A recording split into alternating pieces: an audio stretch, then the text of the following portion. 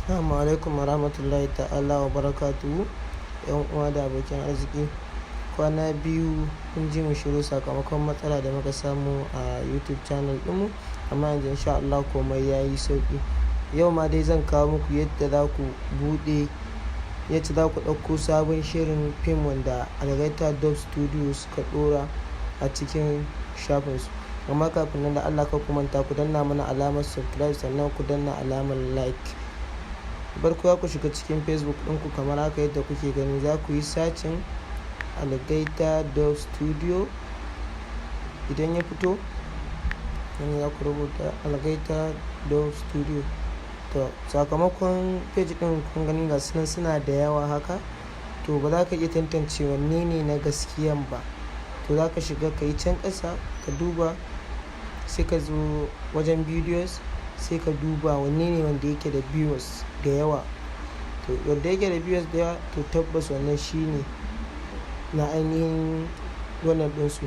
To za ka danna akan bidiyo ɗin ka buɗe, za ku gani yawa kamar haka kun ga an danna akan bidiyo ɗin haka. Da turanci da akwai wani tsari da ake kira crowd. Sai ka je ka shiga kan wancan icon ɗin kun ga yanzu na Algaita Dubstudio ya buɗe. Wannan shine page ɗinsu na ainihi. sai ka koma ka shiga can wajen post. Idan ka shiga to gashi nan, wannan shine sabon shirin da zan nuna muku yadda za a ɗauko shi. Gashi nan suka ce fim ɗin Fikira mai suna Yanar Fikira a Hausa.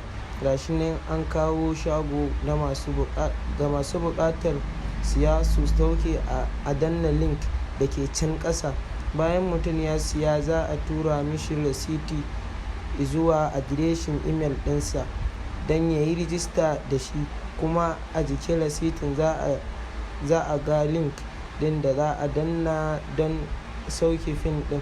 Ga duk wanda bisa wata lalura bai sami link ɗin ba ko ya samu targazo wajen sauke fim ɗin, sai ya tuntuɓe mu ta adireshin imel ɗinmu algaita.studiotv@gmail.com ko kuma jami'inmu ta WhatsApp a lambar kamar haka 07065635656. Kada a kira wannan lambar don Allah a kafta. Gashi na wannan blue din link din, to nan ne za ku more kallo fim din nan ba a magana, sai dai kun je kun gani Yanar Fikira.